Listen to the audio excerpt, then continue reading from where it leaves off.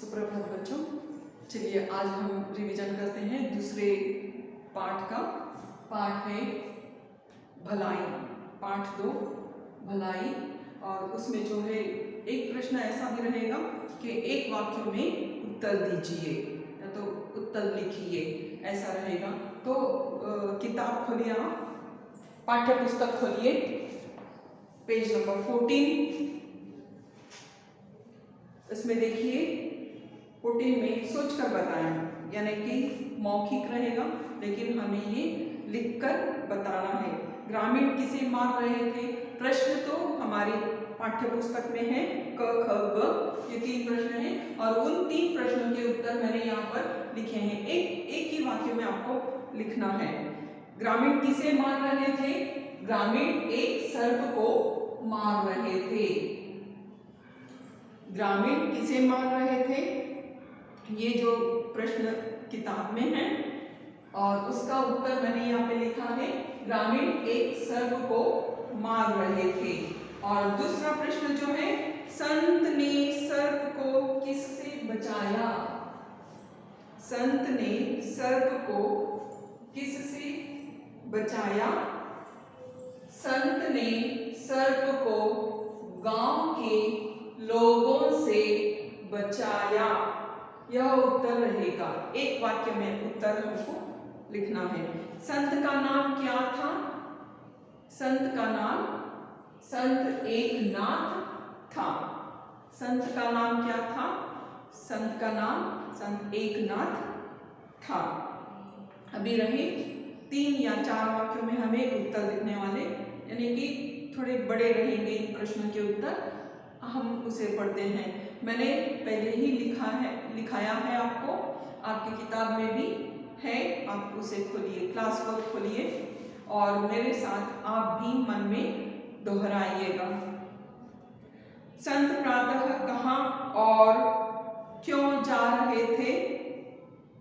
संत प्रातः स्नान करने घाट पर जा रहे थे।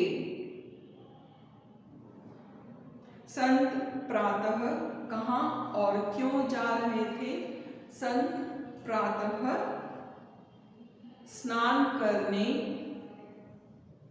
घाट पर जा रहे थे।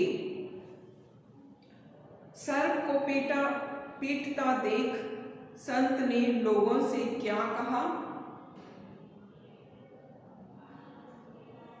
सर्प को पीटता देख संत ने कहा, इसे क्यों पीट रहे हो? यह भी तो एक जीव है, इसके अंदर भी तो आत्मा है।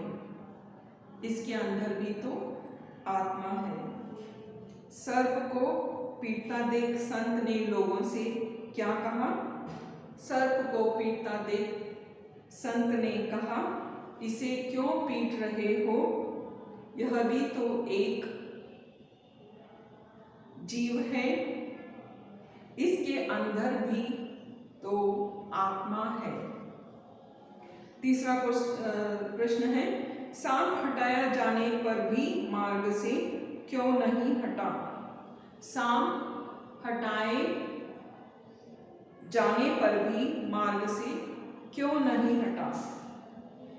सांप मार्ग से इसलिए नहीं हटा क्योंकि बरसात के कारण वहां एक बहुत बड़ा गहरा गड्ढा हो गया था और सांप संत को बचाना चाहता था। फिर से इसका उत्तर पढ़ते हैं।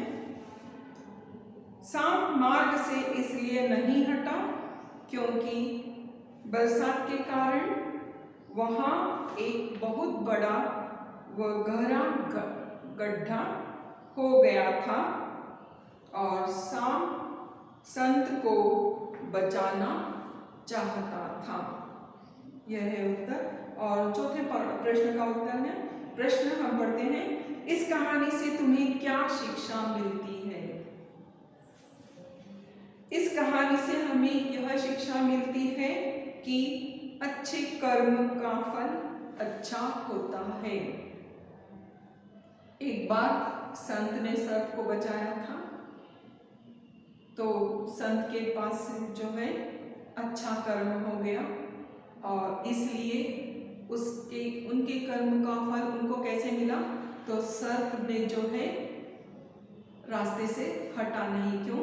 क्योंकि सर्प भी उस गहरे गड्ढे से संत को बचाना चाहता था, इसलिए। तो फिर से हम इस प्रश्न का उत्तर पढ़ते हैं। इस कहानी से तुम्हें क्या शिक्षा मिलती है? ये चौथा प्रश्न है। इस कहानी से हमें यह शिक्षा मिलती है कि अच्छे कर्म का फल अच्छा होता है ना?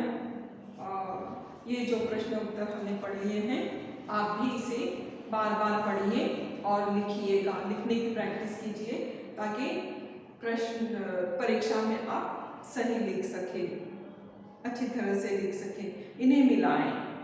अभी हम कुछ अभ्यास करते हैं, इन्हें मिलाएं। सांप, देखिए मैं टेक्स्ट बुक में बताती हूँ आपको।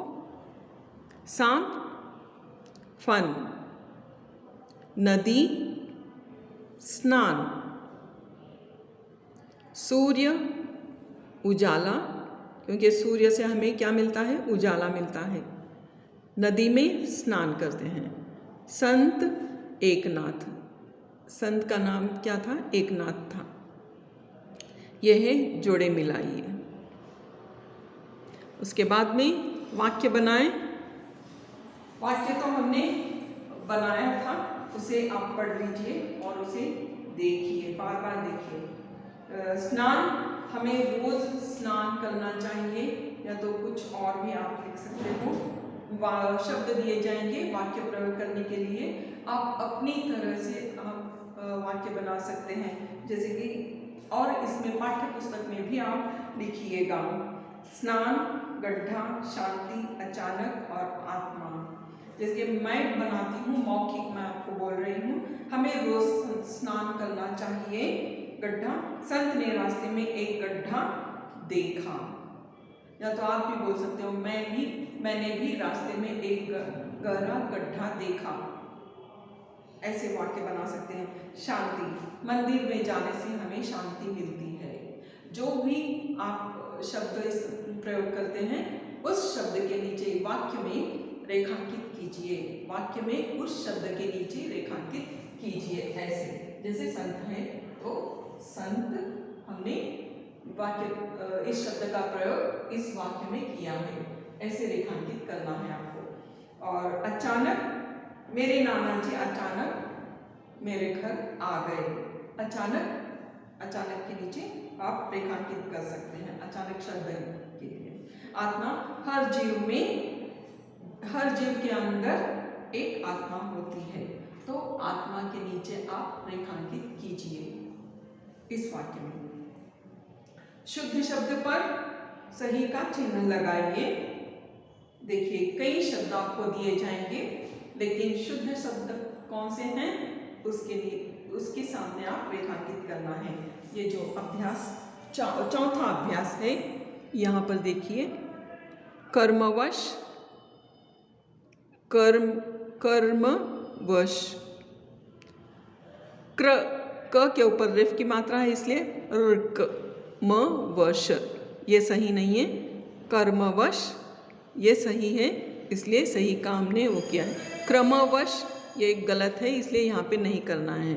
और यहाँ पे देखिए ग्रामीण, ग्रामीण, ग्रामीण, ग्रामीण सही है, इसलिए हमने टिक कर दिया। शांति, शांति सही है, इसलिए श में आ की मात्रा, आम की मात्रा और त में पहली ई की मात्रा दी गई है, तो यह है सही।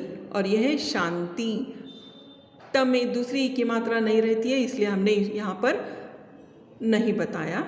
और शांति ये भी गलत उच्चारण होता है और लिखना भी गलत है, इसलिए हम नहीं लिखेंगे। सही कौन सा है? शांति, यह सही है इसे। और मिलते जुलते शब्द तो हमने लिखे हैं, कैसे भी यहाँ पर आपने देखा है। सांप, कांप और भांप। गांव, छांव, पांव। भाई, लाई, खाई। भलाई, खिलाई, मिलाई। ये जो है मिलते शब्द, और ये जो प्रश्न हमने दिए गए यहाँ पर, इससे मिलते जुलते शब्द आपको यहाँ पर लिखना है। ठीक है, और जो आप भी लिखिएगा, इसे बार बार पढ़ते रहिए, है ना। अब हमारी अगली क्लास में हम कुछ और प्रश्न उत्तर पढ़ेंगे और कुछ और अभ्यास भी करेंगे। धन्यवाद।